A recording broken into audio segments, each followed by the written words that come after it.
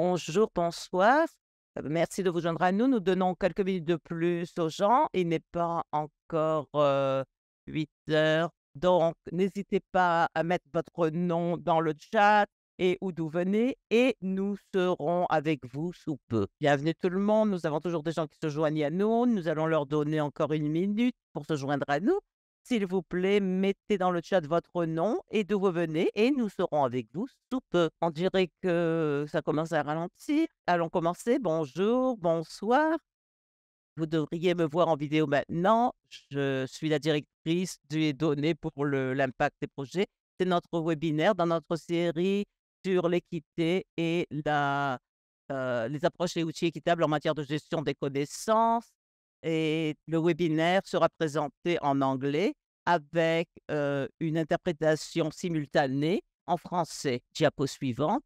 Voici, ici, nous avons un aperçu de ce que font les données pour l'impact et elle renforce la capacité de générer et d'utiliser de nouvelles données de haute qualité sur le secteur de la santé et du développement, utiliser des données de routine existantes et étudier l'efficacité des programmes, soutenir la gestion adaptative et apprendre des données probantes. Vous pouvez voir ici les 6 différents domaines dans lesquels marchent les données pour l'impact, générer des preuves, renforcer la capacité à travers renforcer en favorisant la collaboration, assurer la qualité des données, pour s nous avons s nous travaillons aussi sur le fait de concentrer sur la garantie des données de haute qualité pour le genre. Nous promouvons, les données et nous essayons, de promouvoir l'utilisation des données à travers des échanges ITA et en partageant l'apprentissage. Diapo suivante. Donc ça, c'est une série de webinaire, c'est une série sur l'équité de santé dans le suivi, l'évaluation de l'apprentissage en matière de santé au niveau mondial. C'est là que les gens ont la possibilité de vivre la vie la plus saine possible. Cela joue un rôle, important pour, promouvoir l'équité en santé dans l'activité de lutte contre la tête des personnes et donc, elle promouvoit aussi elle mesure le progrès envers l'équité. Elle soutient la responsabilisation pour, les équitables de gestion de connect qui affectent l'équité. Notre webinaire today se concentre sur l'équité et sur la connaissance des outils ou KM. Ils sont distincts mais très liés aux disciplines qui marchent souvent ensemble de façon complémentaire afin de soutenir l'apprentissage, de prise de décision, l'adaptation. L'équité et KM pour les programmes de santé sont accomplis lorsque, les professionnels de santé ont les informations, les opportunités, les ressources pour définir et participer à l'accès à la connaissance, la création, le partage et l'utilisation pour les programmes de santé. Aujourd'hui, notre webinaire comprend des intervenants et un panel de succès des connaissances au centre Johns Hopkins pour le programme de la communication. Ils vont discuter ce que veut dire l'équité et le KM, pourquoi c'est important et comment intégrer l'équité dans les KM. Nos 3 panélistes comprennent des innovateurs champions de la saison 2 de la compétition Pitch qui commence avec des initiatives d'échelonnage du KM. Les innovateurs exploreront des défis dans leur pays de l'Inde, de Madagascar et du Nigeria et partageront comment ils abordent ces défis. Je vais maintenant passer la parole à Roueta Salem, qui est dans l'équipe à Johns Hopkins University pour les programmes de la communication, de commencer la présentation et de présenter les participants. Merci à vous, Roueta. Merci beaucoup, Jessica. Nous apprécions cette introduction. Merci de vous joindre à nous aujourd'hui. Diapo suivante. Comme l'a dit Jessica, nous avons des services d'interprétation en français. Donc, si vous voulez cliquer sur l'icône de l'interprétation en bas de votre écran Zoom et sélectionner la langue de votre choix. Et ensuite, vous aurez l'option de mettre en muet la version originale. Je pense que certains de mes collègues vont aussi donner un lien pour voir la version française de ces diapos pour ceux d'entre vous qui voudraient suivre en français alors que nous montrerons la version anglaise. Diapo suivante. Peut-être que vous voulez aussi avoir les, sous-titres pour, avoir cela durant la session. Claquez sur l'icône, avec les 2 C et si vous voulez l'ajouter plus tard, vous avez vous appuyez sur la même icône. Maintenant que ces sous-titres sont générés en utilisant, une fonction zoom, automatique, donc ils ne sont peut-être pas à 100 précis, exacts, surtout si vous choisissez des sous-titres dans une langue autre que l'anglais. Et enfin, nous enregistrons ce webinaire et nous, enverrons par email l'enregistrement de ce webinaire. Donc je m'appelle Roueta Salem et je suis, la directrice, des équipes de solutions de connaissances et je suis rejointe par ma collègue Nathalie Apkal qui est agent de programme. Comme l'a dit Jessica, nous avons aussi 3 panélistes qui se joignent à nous aujourd'hui, des innovateurs champions, de la compétition Knowledge Pitch. Nous avons Onigné, Ramana et Laura. Diapo suivant. Voici notre, ordre du jour pour aujourd'hui. Je vais commencer à définir ce que sont, l'équité et la gestion de la connaissance. Ensuite, ma collègue Nathalie, donnera un aperçu de comment le Success a été utilisé pour les outils d'équité et ils les utiliseront et montreront comment ils les utilisent dans leur travail. Les 3 autres panélistes de la compétition Pitch partageront, heu, sur leurs innovations qui ont été, financées par Pitch.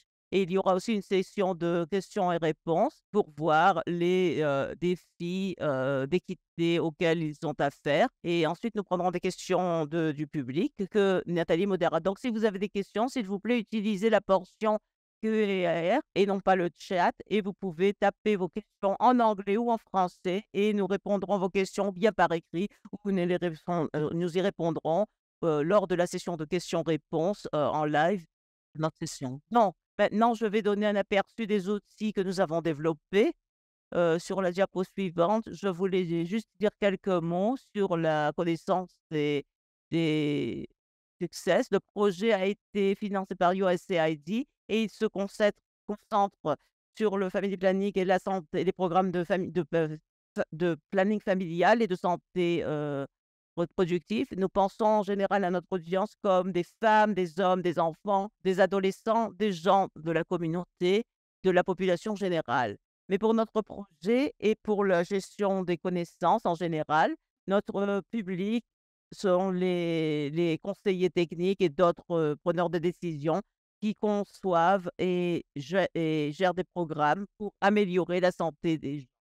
Dans d'autres termes, vous faites tous partie, des gens qui donnent du succès à ce programme et afin de faciliter le partage et l'utilisation des informations dont nous avons besoin pour informer, améliorer les programmes. Diapo suivant. Donc, avant d'aller plus loin, je voudrais m'assurer que nous sommes, d'accord en termes de ce que c'est la condition. Donc, à Knowledge Success, nous définissons cela comme un processus systématique de collecte et de conservation des connaissances et de connexion des personnes à celles-ci, les unes dans les autres afin qu'ils puissent agir d'une manière efficace et efficiente dans leur travail. Nous croyons que la connaissance est l'un des atouts les plus précieux pour relever les défis. Ce que nous savons impacte la façon dont nous agissons et la façon dont nous gérons la connaissance peut affecter des individus, des programmes et en fin de compte des systèmes entiers. Peut aussi améliorer la coordination et donc donner des connaissances, significatives. Beaucoup d'entre nous pratiquent la gestion des connaissances tous les jours sans s'en rendre compte. Par exemple, lorsque les fournisseurs de soins de santé se réfèrent aux lignes directrices les plus récentes sur la façon de traiter une maladie, ou qu'un gestionnaire de programme examine les données des systèmes de santé afin d'éclairer leur programme, ou lorsqu'un conseiller technique se joint à une réunion du groupe de travail pour partager les détails de la mise en œuvre avec ses collègues, extérieurs. Ils utilisent toute la gestion des connaissances et dans chacun de ces exemples, les professionnels de la santé recueillent des connaissances et mettent des gens en contact avec elles. Diapo suivante, s'il vous plaît. Bon, Jessica a parlé un petit peu des relations entre, MNI et MNI, le projet. Beaucoup d'entre vous et beaucoup de gens de docteurs aussi, donc peut-être que vous vous demandez pourquoi nous nous concentrons sur KM. Dans ce webinaire, nous voyons KM comme une stratégie, une approche pour aider à organiser les informations et les preuves qui viennent des studies M&A. KM peut aussi aider à soutenir les vues des résultats M&A en partageant les résultats, dans un format facile à comprendre et aussi, aider à partager les connaissances parmi les résultats MNI. Nous voyons qu'il y a beaucoup de synergie entre KM et MNI, alors qu'ils se concentrent tous les 2 sur l'apprentissage collaboratif et l'amélioration des programmes. OK. Donc, passons maintenant au sujet de l'équité. Beaucoup d'entre vous connaissent peut-être déjà ce que signifie l'équité en matière de santé. D'après l'OMS, l'équité en santé est l'absence de différences injustes, évitables et remédiables dans l'état de santé entre les groupes de personnes. Si ces groupes sont définis socialement, économiquement ou géographiquement, et l'équité en santé est atteinte lorsque chacun peut réaliser son plein potentiel en matière de santé et de bien-être. Il y a des différences entre égalité et équité. Avec l'égalité, tout le monde a un traitement égal, mais sur l'équité, ce sont les résultats qui sont égaux. Il reconnaît que certains groupes ont besoin de plus de soutien ou de ressources pour arriver au même résultat qui est dû aux injustices sociales telles que la discrimination ou la pauvreté. Diapo suivante. Bon, passons maintenant à l'équité dans la gestion des connaissances. Nous définissons l'équité dans la gestion des connaissances comme l'absence de différences injustes, évitables et réparables dans la création, l'accès, le partage et l'utilisation des connaissances entre des groupes de membres du personnel de santé. Et de même que la définition de l'OMS, nous pouvons définir ces membres socialement, économiquement ou environnementalement. Donc, nous sommes largement inspirés de la définition de l'OMS de l'équité en matière de santé. Le point clé est que les programmes doivent aborder les différences injustes et évitables entre les groupes de membres du personnel de santé qui sont en réserve en tant qu'accès. Et nous pensons que l'équité est atteinte lorsque tous les membres du personnel de santé disposent des informations, des possibilités, des compétences et des ressources dont ils ont besoin, non seulement pour participer à l'accès et à la création, mais aussi pour aider à définir ce à quoi cela ressemble. Diapo suivante. Donc, nous voyons la diversité et l'inclusion comme des outils pour nous aider à atteindre des systèmes de processus et des résultats équitables en matière de gestion des connaissances. Cela signifie inclure intentionnellement tous les membres du personnel de santé dans la gestion de connaissances et valoriser leurs idées, leurs compétences et leurs expériences. Et ça veut dire aussi inclure des personnes diverses dans des rôles de leadership et de prise de décision. En mettant délibérément l'accent sur la diversité et l'inclusion, nous pouvons aider à déplacer les formes et les effets négatifs et préjudiciables du pouvoir sur les individus et les groupes vers des expressions positives du pouvoir et de l'agentivité, y compris le pouvoir d'agir et le pouvoir avec les autres de prendre des mesures collectives. Ces structures partagées, ces approches inclusives, à leur tour, vont créer des résultats de quand même plus égaux pour l'ensemble du personnel de santé et en fin de compte conduiront à l'amélioration des programmes de santé. Sur la diapo suivante, je voulais montrer, d'après notre expérience, deux organisations qui peuvent nous aider à intégrer l'équité dans la gestion des connaissances. Le premier, c'est le modèle logique de gestion des connaissances pour la santé mondiale qui décrit les intrants, les processus, les extrants et les résultats que vous espérez atteindre avec les initiatives de gestion des connaissances. Le deuxième est la feuille de route de la gestion des connaissances qui décrit le processus systématique à utiliser lors de l'élaboration d'initiatives de gestion des connaissances. Ces deux modèles se trouvent sur le site de backage de formation avec un guide et les liens sont sur la diapo, mais nous les mettrons aussi dans le chat. Et je vais rentrer plus dans les détails sur ces deux cadres d'organisation avec la diapo suivante. Le premier outil est le modèle logique de gestion des connaissances pour aider avec la planification et évaluer les interventions. Comme avec les autres modèles logiques, cela montre les investissements que vous mettez sur l'initiative, les processus que vous suivez et les résultats que vous créez. Et enfin, le résultat de ce travail. L'édition de Better Bottom Brica comprend une version de ce modèle logique avec des considérations d'équité intégrées dedans. Et ces considérations d'équité appartiennent à ce modèle logique et nous pouvons voir ça sur la diapo suivante. Donc, à chaque étape du modèle logique, nous avons noté comment l'équité joue un rôle et ce qu'un membre du personnel de santé pourrait demander à ce stade de la gestion des connaissances pour évaluer et pour décider sur le KM et l'équité sont intégrés à ce stade. Donc, ce n'est pas une liste exhaustive des questions, mais c'est quelque chose pour vous aider à commencer à penser à l'équité à chacune de ces étapes.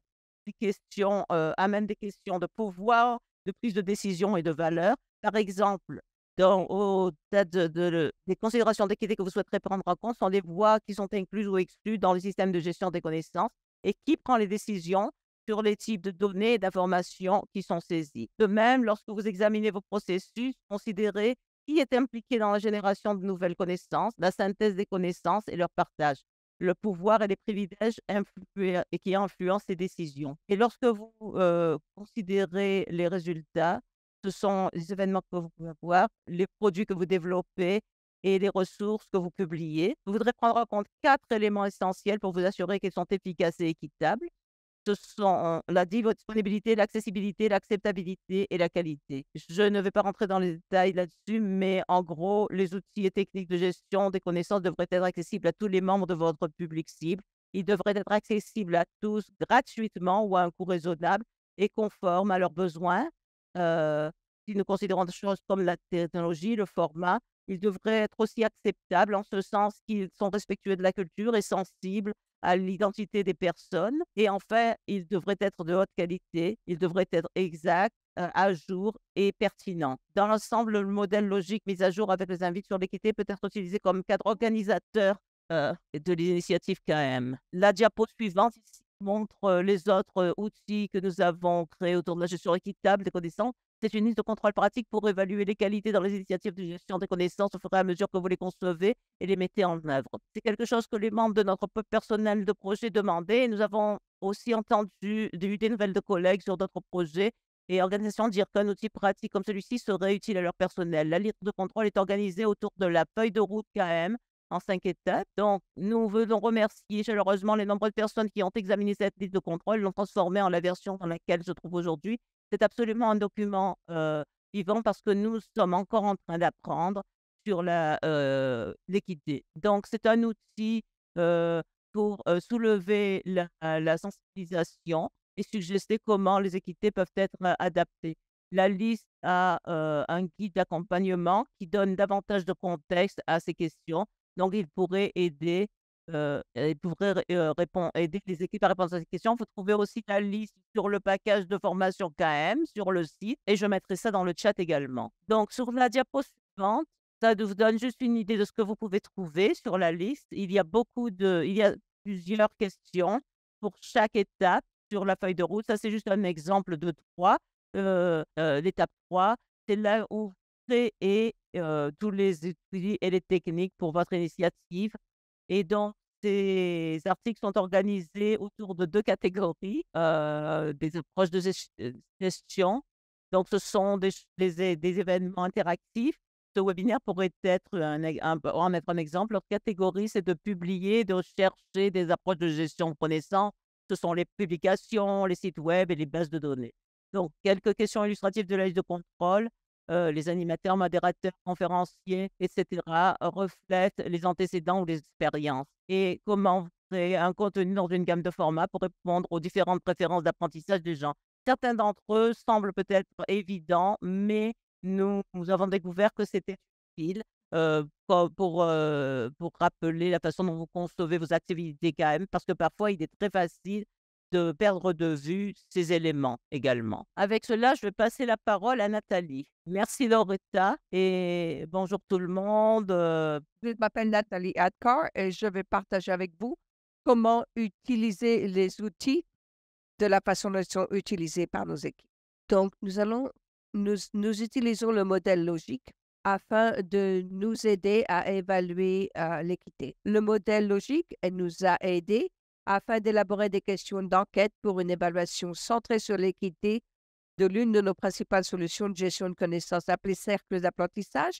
À partir des incitations de l'équité, nous avons développé un questionnaire d'enquête. Donc, à partir de là, nous avons développé donc des questionnaires et que nous avons utilisés en particulier pour le modèle que nous essayons. Nous avons trouvé que la liste de contrôle de l'équité était un outil complémentaire au modèle logique, fournissant des considérations plus approfondies et nuancées liées à la conception et à la mise en œuvre de nos activités. Donc, ces questions incluent est-ce que la connaissance est disponible ou est-ce que les techniques sont disponibles à chacun d'entre nous afin de nous préparer, de pouvoir mesurer la disponibilité et de pouvoir vérifier si ces techniques sont correctes et ne soient pas, et ne laissent personne, derrière. Donc nous avons découvert que, que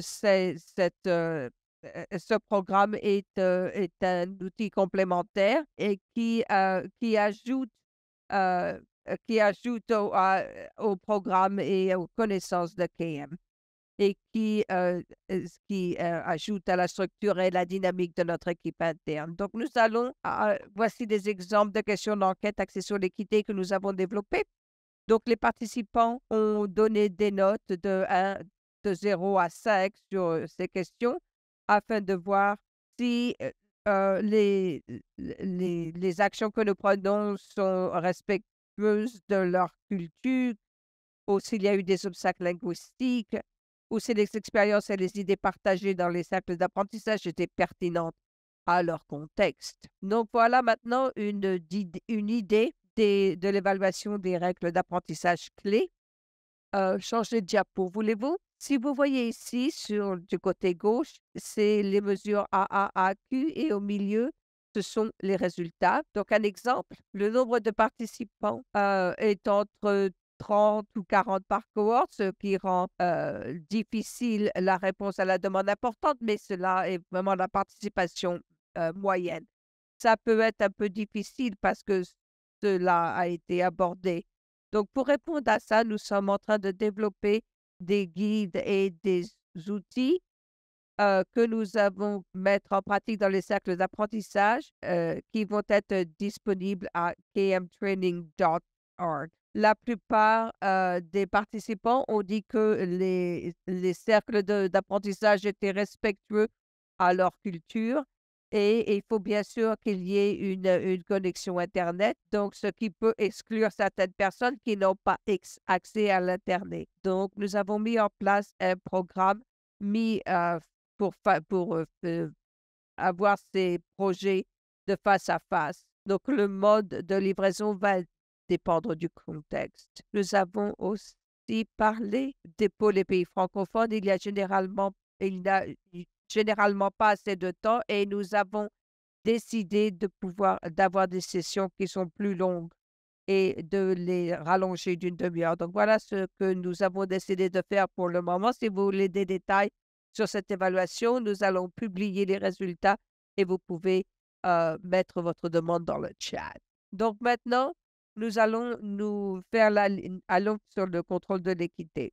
Quand il y a un an, nous savions que nous aurions besoin de penser de façon critique comment, en tant qu'équipe, nous allons mettre en œuvre la liste. On ne peut pas simplement parler, mais il fallait agir. Donc, cette liste vous tient la main le long de ce processus et vous pouvez le faire au début lorsque vous préparez une activité KM ou lorsque vous êtes au milieu du processus ou même à la fin afin que vous puissiez avoir des résultats.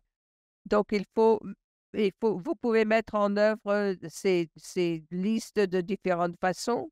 Certains le font individuellement, puis se réunissent en groupe après pour tout mettre ensemble ou mise en place un formulaire de suivi facile à utiliser. Et ensuite, ils se réunissent et ils en parlent tous ensemble en réunion depuis le début. Généralement, les équipes finissent cette liste d'évaluation en ayant une idée quelle est l'intégration. À partir de là, ils identifient des actions prioritaires qu'ils ont besoin de prendre afin de pouvoir améliorer l'intégration et on leur conseille de se rencontrer régulièrement, au moins chaque semestre afin de pouvoir étudier les résultats. Et la troisième étape est particulièrement importante parce que cela est plus nuancé, cela a des choses qui et peut-être que l'équipe feront les premières étapes moins souvent, mais c'est très important que vous fassiez de façon constante les réunions d'évaluation et le guide pratique qui l'accompagne permet aux utilisateurs de comprendre comment appliquer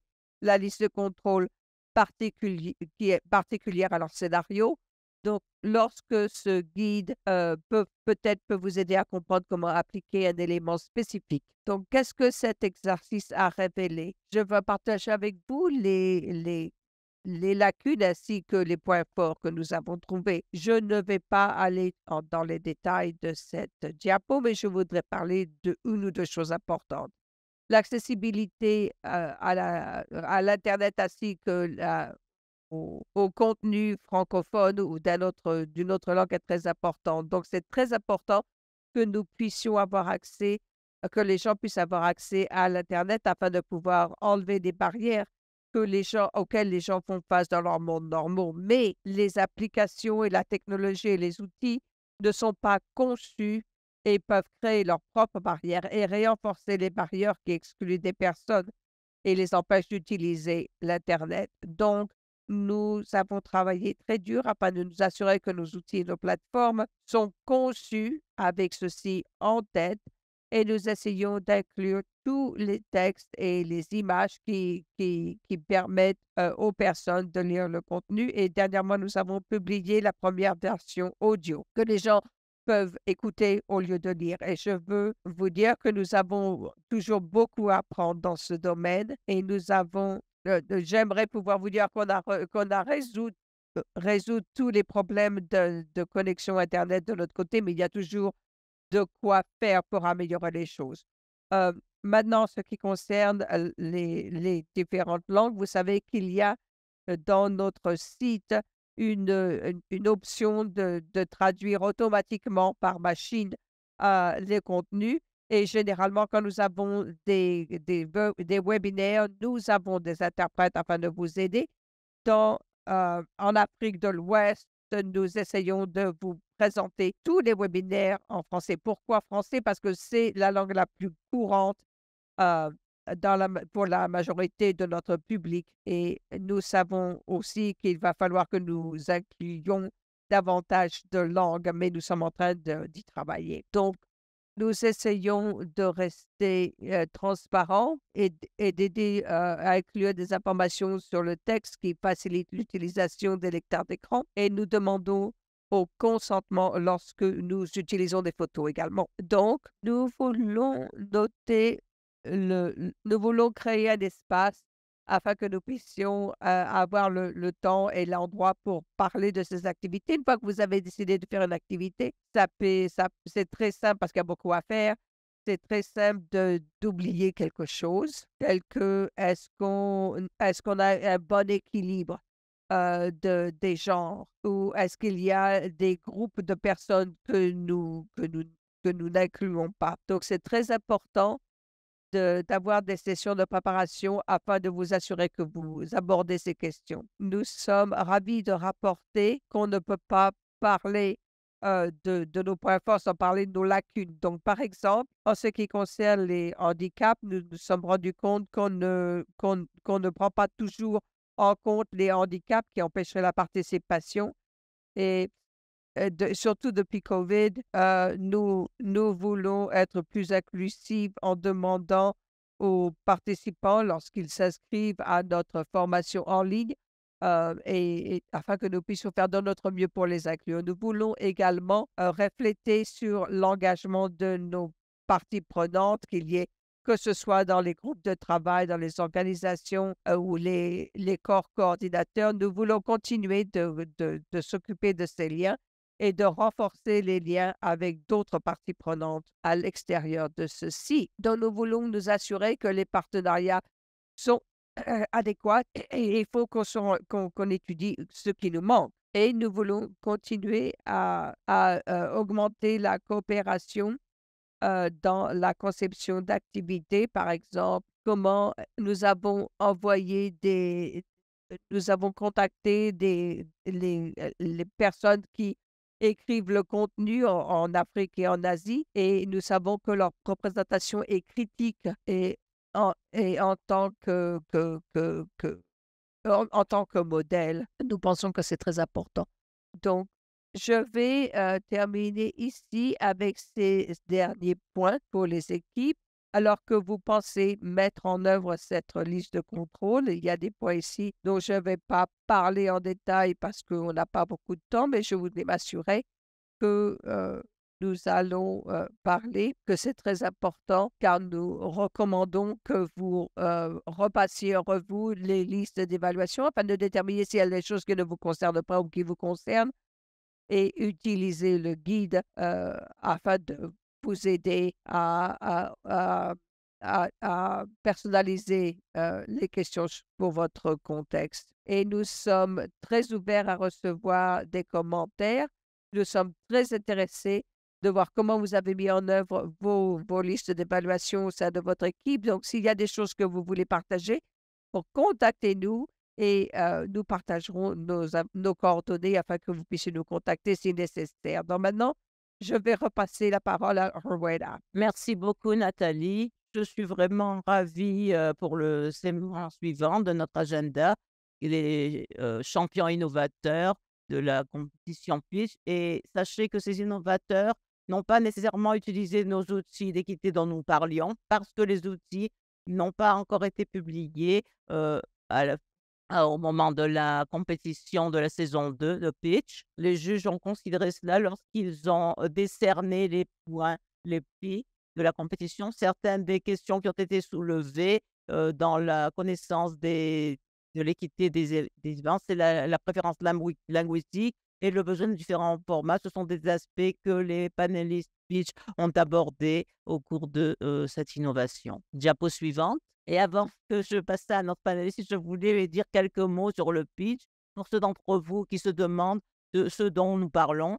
Donc, le pitch est un concours régional pour les organisations basées en Afrique subsaharienne ou en Asie qui recevra jusqu'à 50 000 $ chacune afin de mettre en œuvre des approches novatrices de gestion des connaissances pour les programmes de planning familial. En saison 2 du pitch, nous recevrons plusieurs demandes.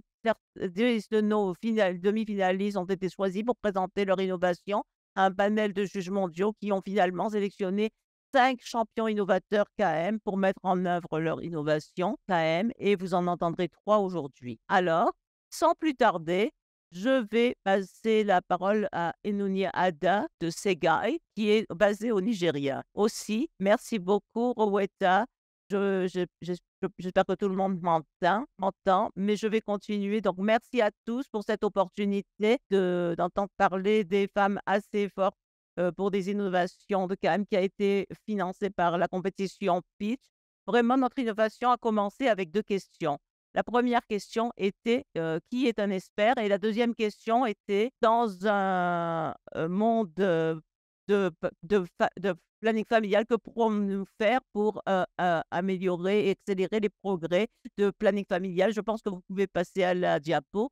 Donc, pour nous répondons à cette question. Nous pensons que les jeunes leaders dans des pays comme le Nigeria, avec une population de plusieurs millions de personnes, les jeunes leaders doivent avoir les opportunités de partager leurs connaissances ainsi que de discuter les meilleures pratiques avec des experts reconnus mondialement. Nous voulons aussi combler l'écart en matière de partage des informations et d'accès entre les anglophones et l'Afrique anglophone et francophone, parce que nous avons vu que nos problèmes étaient similaires et il y a beaucoup à apprendre de nos solutions axées sur le contexte. Par conséquent, nous conceptualisons les podcasts autochtones qui sont en bilingue, anglais-français, et cela évoluera en un projet multilingue parce que nous savons que l'équité va au-delà de 2 langues et ces podcasts, c'était pour avancer les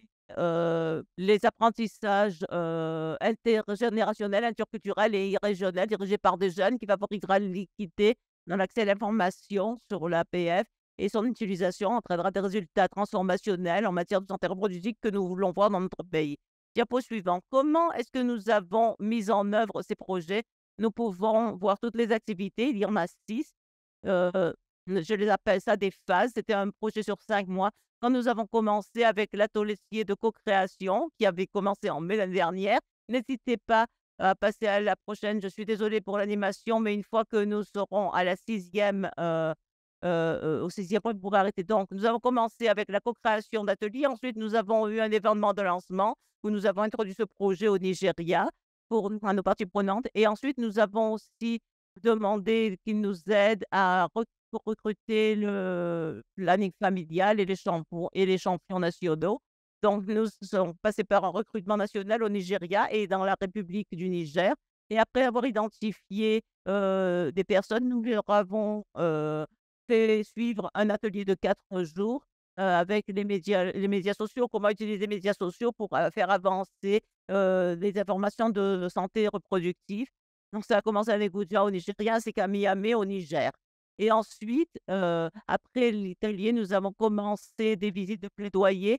Nous avons aussi diffusé des épisodes. Nous avons pu avoir 20 épisodes dans différentes langues et nous avons aussi donné à nos champions une opportunité de rendre visite à la station radio et de se faire entendre à la radio parce que nous ne pouvons pas nous concentrer que sur les médias sociaux. Nous devons aussi exploiter les plateformes de médias traditionnels. Donc nos champions ont pu aller sur les stations de radio et parler de leurs expériences de planning familial. Nous avons clôturé le projet en septembre de l'année dernière. Diapo suivante. Donc à cause du temps, je vais, vite passer par, les faits saillants que nous avons pu faire au cours de ce projet. Donc comme je l'ai dit, nous avons identifié 20 jeunes champions, de leur histoire partagée au Niger et ça a été, le premier podcast en langue autochtone, ce qui était vraiment très enthousiasmant pour nous parce que notre audience, était contente d'entendre une langue avec laquelle ils étaient familières sur la, planning familial. Ce qui était super pour nous, c'était de positionner des jeunes autochtones en tant que, qu'experts. Qui est un expert? Donc, nous voulons promouvoir et montrer des jeunes personnes comme des résolveurs de problèmes et experts en planning familial et nous avons pu publier, transcrire, en anglais, en français, de chaque épisode. Mais pour ceux qui ne comprennent pas les langues locales, nous avons pu transcrire ces langues en anglais, en français et nous avons pu renforcer l'échange de connaissances entre l'Afrique anglophone et francophone en utilisant le Nigeria et le Niger comme nos études de cas et ils étaient vraiment contents d'apprendre des choses les uns des autres et enfin, nous avons pu prendre 3 de nos champions en Thaïlande pour qu'ils puissent parler de la du planning familial et durant la conférence internationale du planning familial. Donc cette diapo va montrer certaines des statistiques sur 5 mois, mais ces chiffres ont augmenté depuis cette, diapo. Mais pour vous faire savoir que nous avions un site internet et nous partagions les liens sur le site, donc nous pouvions écouter le podcast vous-même et nous avions plus de 379 visites sur le site et d'après notre, dernière, vérification, l'épisode qui a été partagé par, l'ancien point focal, de la jeunesse, Blassima Jenny et elle a parlé de la façon dont le Nigeria a fait, en termes d'engagement, de planning familial et nous avons aussi une page Instagram qui a plus de 2 295 vues et 198 abonnés et l'épisode le plus regardé, c'était un de nos champions où elle parlait de, la façon dont les gens handicapés, ont bien suivi lorsqu'il s'agissait d'éducation sexuelle. Donc ce podcast a montré que les personnes handicapées ont aussi besoin d'éducation. Ces chiffres ont commencé à augmenter alors que nous promouvions cette série de podcasts. La diapo suivante, j'ai presque fini. La diapo suivante va juste vous montrer un infographe parce que nous voulions nous assurer qu'il y avait quelque chose de tangible que nous pouvions partager à la conférence internationale sur le planning familial et aussi montrer aux parties prenantes, que certaines des histoires que nous avons pu, collecter donc nous avons un infographe, un est en anglais, l'autre est en français. Nous espérons qu'à l'avenir, nous pourrons les transformer, les traduire dans les langues locales également. Et enfin, une des autres activités que nous avons à effectuer, c'est d'avoir une conversation, en direct parce que nous voulons que les jeunes puissent parler avec des experts mondiaux. Vous pouvez passer à la diapo suivante. Donc nous avons, eu 2 conversations Instagram en live. Une, c'était d'un collègue du partenariat de Ouagadougou. C'était en français et en anglais, donc c'était une conversation très intéressante où nous avons juste parlé de certaines des choses régionales dont nous pouvons parler et la deuxième conversation, c'était avec des collègues du PAC donc Youth Collective ainsi que, la Fondation PFN. Nous avons parlé de plaidoyer sur la façon dont nous pouvions continuer à nous assurer que les voix des jeunes, peuvent être entendues lorsqu'il s'agit de l'expertise qu'ils ont partagé leur expertise en matière de planning familial et de santé reproductive. Merci beaucoup et j'ai hâte des questions que vous poserez. Super, merci Onenier. Je sais que vous essayez de dire beaucoup de choses en très peu de temps. Avant que nous continuions, que nous allons parler en Inde, je voudrais vous demander, lorsque vous avez conçu ce podcast, vous aviez l'intention d'avoir ce podcast en anglais et en français, mais j'aimerais comprendre ce qui vous a poussé à aller au-delà des langues coloniales afin que les gens aient l'occasion d'utiliser la langue dans laquelle ils sont les plus importantes. Est-ce que vous croyez que ça a eu un impact positif? Oui, en très peu de mots nous nous sommes rendus compte que lorsque nous avons décidé d'aller au-delà des 2 langues coloniales, nous nous sommes rendus compte que nos champions viennent de communautés rurales où ils parlent pidgin English, qui est c'est pas du vrai anglais, et les autres communautés ont des langues tribales ou des patois particuliers dans laquelle qu'ils utilisent pour décrire le planning familial. Donc, nous voulions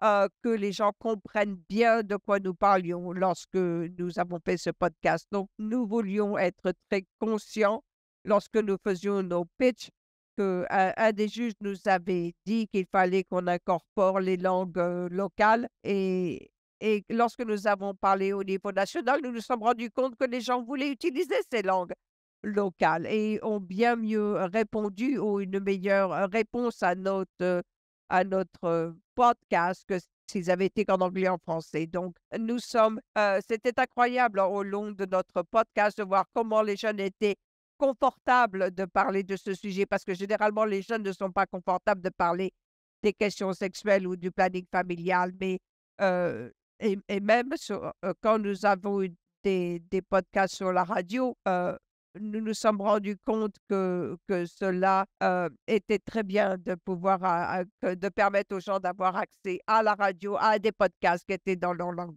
où ils étaient familiers. Donc, c'est un très bon point. Merci beaucoup. C'est très important que les gens puissent comprendre dans leur langue ce de pouvoir participer et comprendre ce qui se passe. Je suis ravie que vous ayez pu donner de la voix à ces personnes en leur offrant du podcast dans leur langue. Donc, ensuite, nous allons aller à Population Foundation de l'Inde. Donc, je vais demander à Rwanda Salem et c'est bon en ce qui concerne le temps. Donc, nous avons jusqu'à la demi. Donc, Amanda, si vous pourriez parler un petit peu moins vite afin que nos pauvres interprètes puissent suivre le mouvement. OK? Merci beaucoup.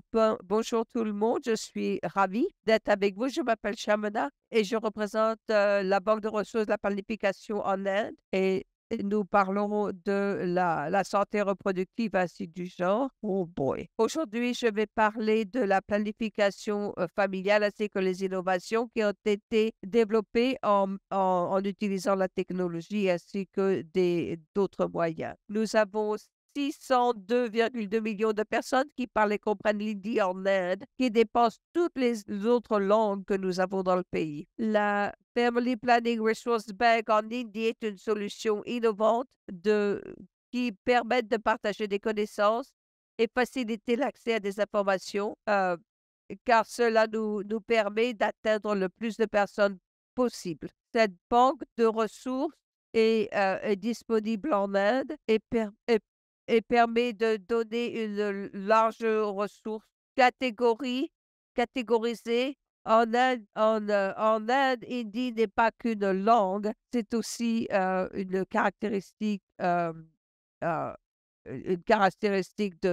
d'appartenance tribale. Une caractéristique clé de cette banque de ressources est un tableau de bord complet sur la santé et le bien-être national de la famille, qui a été une enquête à grande échelle menée auprès d'un échantillon représentatif de ménages à travers l'Inde. Donc, le tableau de bord donne accès à des données nationales sur la fécondité, la mortalité infantile et juvénile et la santé maternelle et reproduction de l'utilisation des services de planification familiale, donc, et l'utilisation de la planification familiale.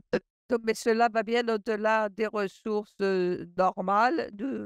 Nous avons un sélecteur de langue intégré qui permet aux utilisateurs de passer de l'hindi à l'anglais selon leurs préférences. Nous savons que c'est la meilleure façon d'obtenir de la coopération et c'est très important pour les gens d'avoir une compréhension complète de ce sujet très important. En intégrant ces langues, cela permet aux personnes d'utiliser tout un tas de matériel, que ce soit des tablettes, des ordinateurs ou des téléphones portables, et ils peuvent avoir accès à des articles qui sont classés par thème. Et s'ils veulent accéder à l'information de manière systématique, le site a été configuré pour s'adapter aux dimensions de tous les tablettes et les ordinateurs afin de renforcer ainsi la lisibilité de tous les utilisateurs. Nous sommes en train de faire descendre les barrières et de limiter et de sauter au-dessus des limites qui ont été imposées jusqu'à maintenant et de permettre à tout le monde d'avoir accès à ces informations. Vous pouvez voir comment le microsite a été utilisé dans la langue hindi afin de pouvoir enlever la barrière de la langue dans le partage des connaissances en matière de family planning. Merci beaucoup. Merci, Ivana, d'avoir partagé cette information avec en ce qui concerne votre banque de connaissances. Une question pour vous, par contre. Le public qui a participé à ceci étaient surtout des journalistes qui écrivent des articles sur ce sujet. Donc, qu'est-ce que les journalistes vous ont dit en ce qui concerne le fait que c'était publié en hindi et est-ce que cela a aidé? Oui, merci pour cette question. Les journalistes qui travaillent dans les régions où ils parlent hindi, ils avaient eu auparavant des problèmes en ce qui concerne les barrières linguistiques, mais le fait d'avoir accès à cette banque de données en hindi ou des graphes ou des matériels audiovisuels leur a permis de montrer avec plus d'efficacité et de pouvoir de pouvoir communiquer et écrire des articles de façon, des articles qui peuvent être utilisés dans les médias sociaux et la fondation du planning familial en Inde les a complètement soutenus et surtout a complètement soutenu que le fait que ces informations ne soient pas seulement publiées en anglais, mais soient publiées dans une langue régionale qui permette à un plus grand segment de la population d'avoir accès aux connaissances. Et le public, de cette façon, peut participer au discours et cela aide également à prendre en considération les coutumes locales et la traduction de ces ressources de planning familial a un effet très positif sur la population ainsi qu'un effet très positif sur les journalistes qui peuvent à ce moment-là fournir des informations qui peuvent être utilisées et permettre à ce moment-là aux journalistes de naviguer tous les problèmes qui ont surgi auparavant à cause du fait que la langue hindi n'était pas utilisée, que beaucoup de personnes ne peuvent pas comprendre. Donc, c'est très important pour nous de pouvoir joindre les personnes dans la langue où ils étaient les plus familiers. C'était des très bons points. Je crois qu'on a tendance à mettre sur pied des programmes et à de traduire les programmes dans la langue normale, mais on oublie souvent des gens qui peuvent très bien utiliser l'anglais, mais qui préféreraient avoir des ressources dans la langue qu'ils ont coutume d'habiter. Donc, la prochaine personne, ce sera Laura Leeson du projet Engine Leader à Madagascar. À vous. Merci beaucoup. Bonjour tout le monde, je suis à Madagascar. Nous sommes une organisation malgache qui améliore la santé des adolescents et à travers l'éducation sexuelle. Apeta Pita, c'est une expression malgache qui veut dire faire passer. Et donc, l'objectif de cette innovation, c'était de faire passer la connaissance entre les locaux et les nationaux à Madagascar pour créer cette connaissance profonde, nous utilisons des magazines et nous avons utilisé notre propre travail en matière d'éducation sexuelle et cela semble être très efficace. Donc, à vrai dire, lorsque nous avons envoyé notre demande au pitch, nous avons, entendu des choses très frustrantes. Nous avons eu une autre conférence de haut niveau avec les mêmes acteurs que dans la capitale et c'est ce qui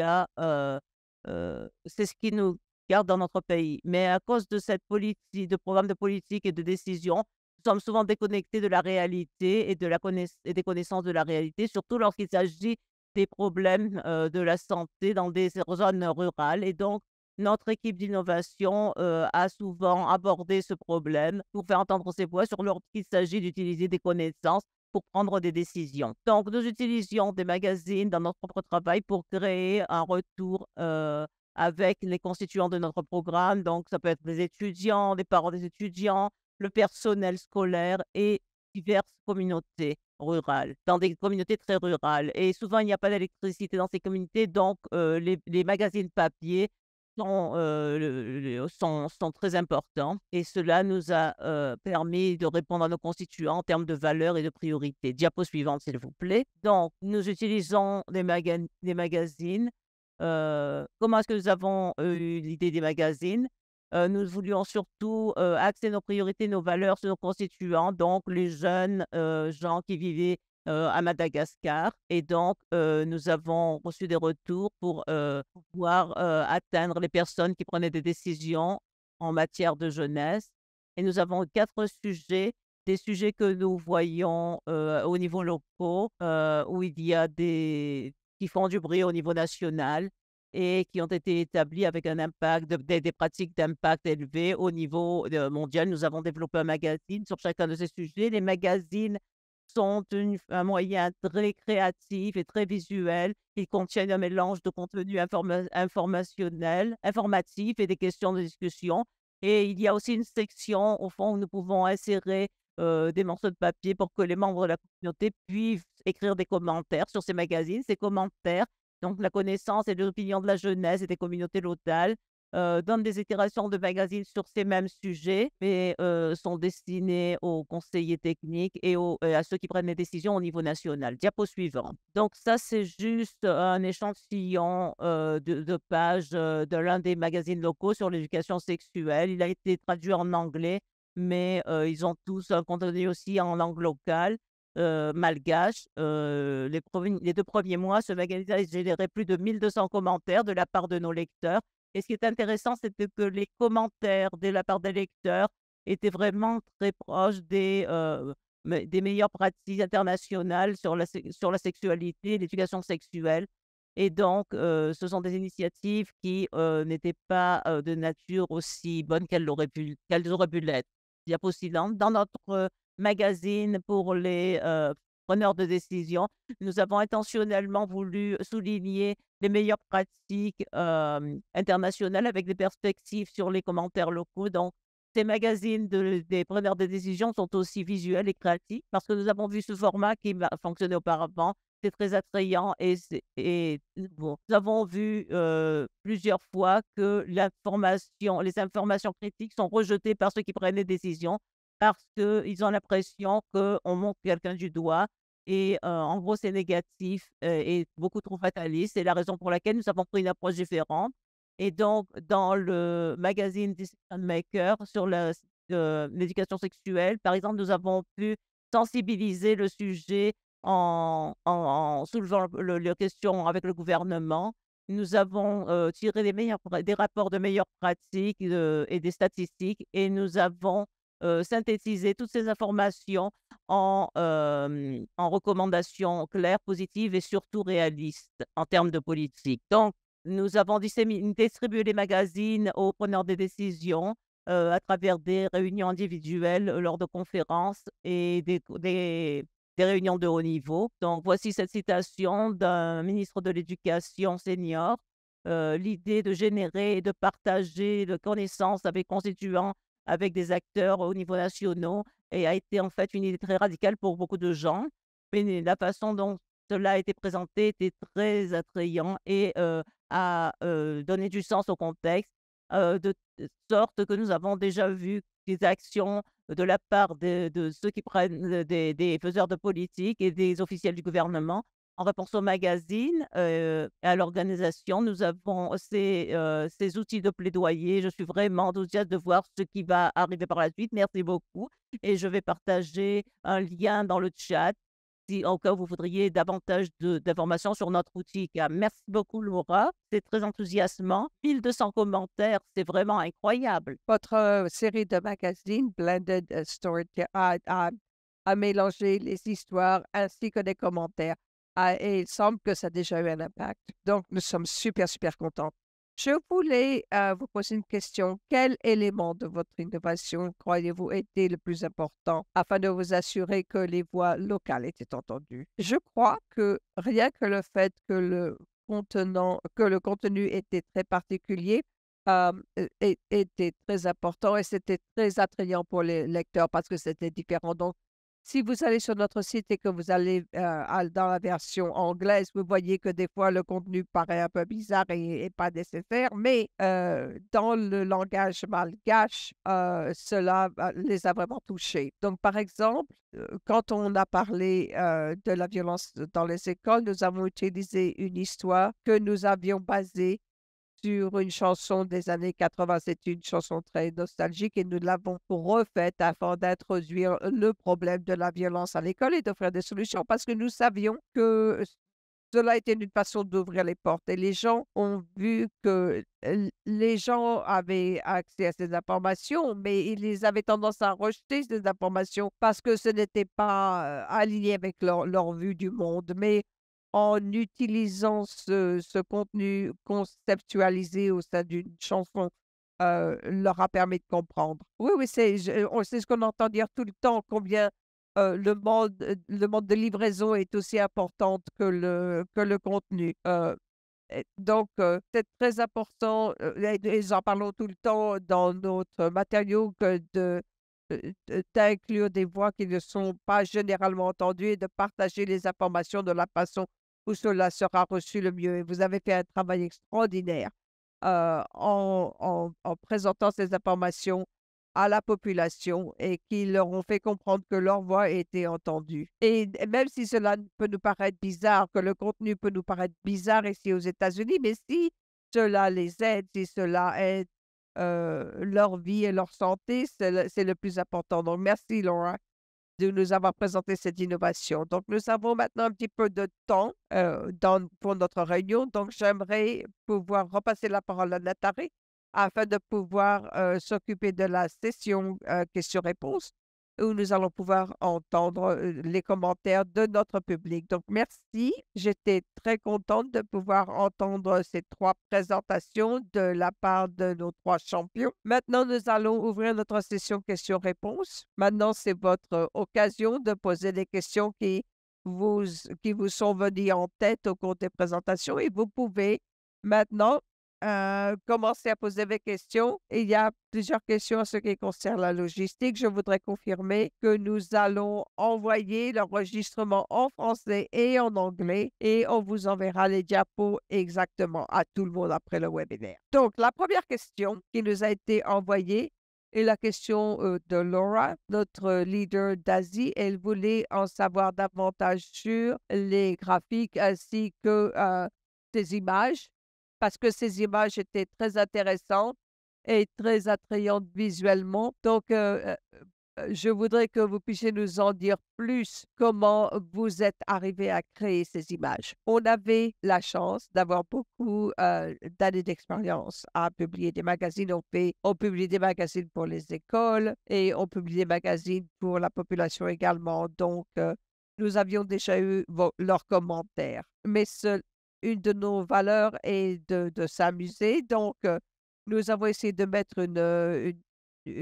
quelque chose de positif et nous avons travaillé avec notre équipe ainsi que des groupes de focus afin de pouvoir trouver les bonnes couleurs, les bonnes images afin que cela, touche les personnes. On se disait: «Est-ce que sa couleur a un effet positif ou négatif sur la population?» Ce genre de choses. Donc on a travaillé très étroitement avec la communauté. Donc j'espère que ça vous aide. Merci d'avoir répondu, Laura. Je crois que c'était une très bonne réponse et j'ai vu une ou 2 mains qui avaient été levées. Donc si vous voulez taper votre question, que ce soit dans la section, Q&A parce que c'est un webinaire, donc les participants ne peuvent pas ouvrir leur micro et ne peuvent pas poser la question verbalement. Donc c'est pour ça qu'on vous demandera de poser la question dans la section Q&A. Je vois, il y a une question de Sally.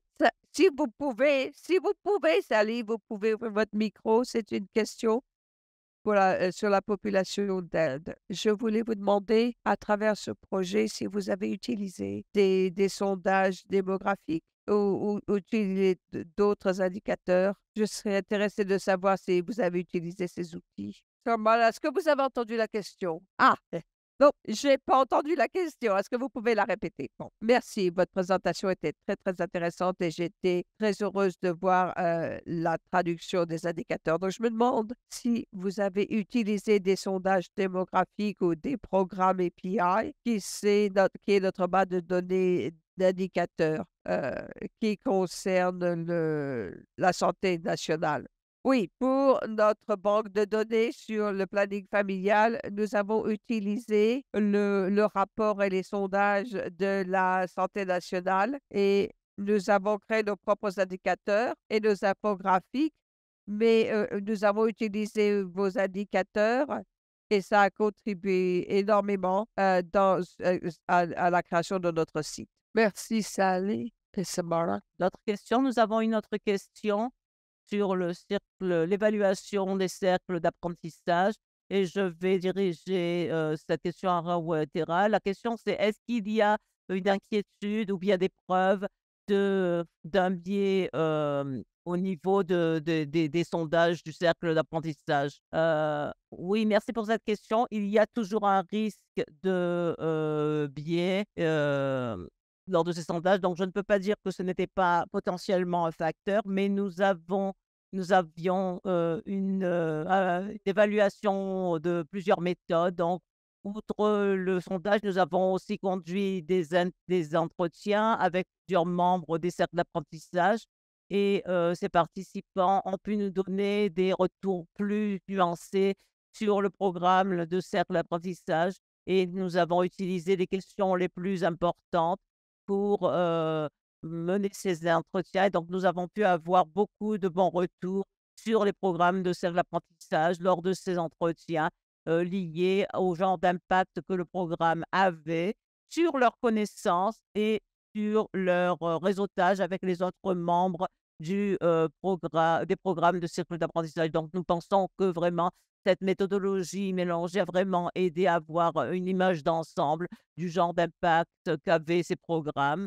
Vous pouvez en lire davantage sur l'article que nous avons mis dans le lien et je serai heureuse de remettre ce lien à nouveau si vous voulez davantage de détails là-dessus. Oui, je crois que, vous allez avoir, beaucoup de lecteurs de cet article maintenant, suite à ce webinaire. Donc merci pour cette question et pour cette réponse. Nous n'avons pas actuellement de questions ouvertes dans le Q&A. Donc je voulais juste, vous inviter à nouveau à poser des questions si vous en avez. Nous avons 15 minutes, il nous reste 15 minutes, mais s'il n'y a pas de questions, nous pourrions, clôturer le webinaire tôt. Très bien, je vois une question, merci.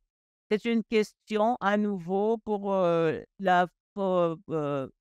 Sramana. La question est: «Comment est-ce que vous déterminez les domaines de thématiques pour votre site et à quel point est-ce que le site est bien utilisé?» Donc une question sur les utilisateurs, les changements d'utilisateurs dans l'utilisation de votre site et c'est la première partie il y a une autre partie à la question, mais je vous laisser répondre à ça. Merci beaucoup pour la question.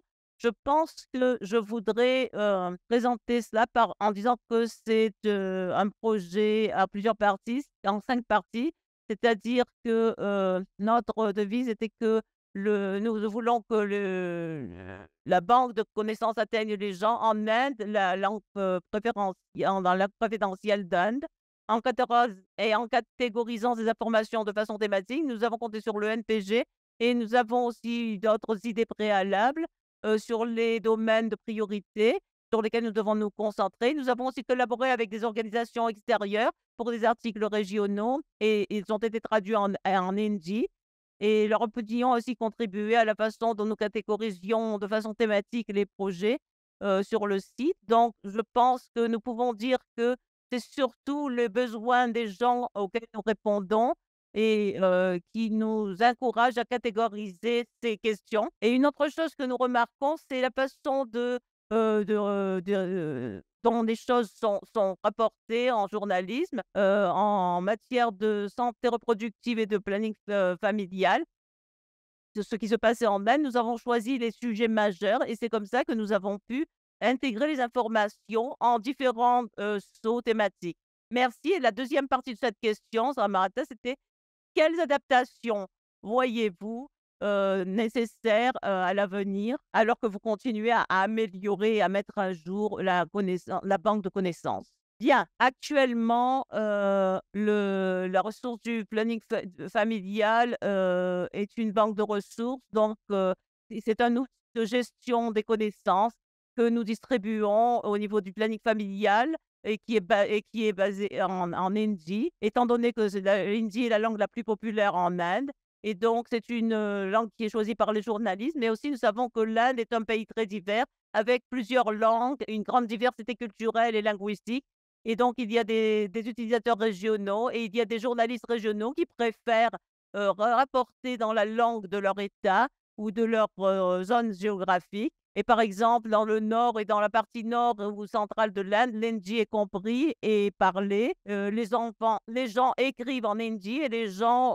aussi, connaissent des informations en hindi et lorsque vous allez dans la partie est de l'Inde, dans l'état du Bengale de l'Est ou de l'état d'Assam, donc le bengalais, c'est, la langue qui est la plus parlée.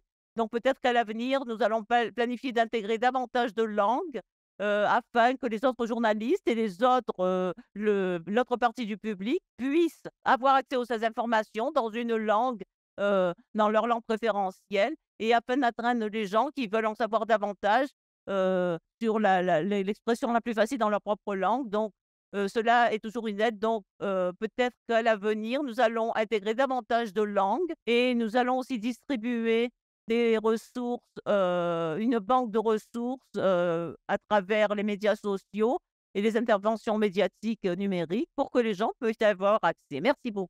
Très bien, merci beaucoup. C'est vraiment, très bon d'entendre cela et je suis heureuse de savoir que votre équipe, va intégrer davantage de langues locales en Inde. Donc merci, je vois que Sally, vous avez levé la main. Je voulais juste poser une question sur les outils de l'équité, les outils que vous avez utilisés, puisque c'est un sujet important. Je me demande si cet outil a incorporé, l'IA, le chat GPT pour traduction, et cetera et peut-être que ce n'est pas l'intérêt de ce webinaire, mais je me demande si vous avez considéré certains de ces outils ou si vous le ferez à l'avenir. Oui, bien sûr, je peux commencer à répondre à cela et s'il y a autre chose à ajouter, à ce moment-là, Marietta, vous pourrez le faire. Donc le chat GPT, actuellement, est très utilisé. Nous avons beaucoup de discussions internes, au niveau sur ce que cela veut dire au niveau du partage des connaissances. C'est un sujet très important actuellement et je pense que malheureusement, il n'y a pas beaucoup de preuves de ce que cela signifiera, mais les outils, à ne pas développer avec ChatGPT, à l'esprit puisque c'est trop nouveau, mais lorsque nous considérons des plateformes numériques et des plateformes, de connaissances numériques, je pense que, il y a une grande fourchette d'outils, une grande gamme d'outils et ce que ça veut dire, c'est que, l'IA, numérique fait partie de cela, mais, du côté analyse des inéquités que nous voyons en matière d'échange de connaissances, il y a beaucoup à dire sur les inéquités dans l'IA et comment, les systèmes qui sont, conçus avec, des biais évidents, dans les systèmes et cela se traduit est affecté par les utilisateurs du système. Je ne sais pas si vous voulez ajouter autre chose? Non, pas vraiment, je voulais juste dire que c'est une excellente question et je pense que nous avons, raté le ChatGPT de quelques mois parce que c'est arrivé juste après que nous avons publié la liste, de vérification. Donc je pense que c'est quelque chose que nous pouvons aborder dans des itérations futures de la liste, de choses à faire. Donc merci pour cela. Très bien. Alors, étant donné que je ne vois pas d'autres questions, je voudrais suggérer que nous terminions le webinaire un peu plus tôt. Je pense que nous pouvons, dire quelques mots de conclusion. Passons à la diapo suivante, s'il vous plaît. Donc, nous voulions juste partager nos coordonnées, comme je l'ai dit. Rawita et moi-même et le reste de notre équipe sont très ouverts et très intéressés d'entendre les retours de nos outils d'équité et de la liste. Donc, si vous voulez partager cela, lorsque vous parlez de la mettre en œuvre avec vos équipes, donc voici nos coordonnées. Nous avons aussi partagé nos coordonnées avec les panélistes pitch. Donc, si vous voulez, c'est des panélistes pitch. Donc, si vous voulez les contacter, en savoir davantage sur leurs innovations. Merci beaucoup de vous être joints à nous et d'avoir écouté nos présentations et participer à la session de questions-réponses, alors que ce sujet d'équité et de KM pour la santé mondiale est vraiment une discipline émergente.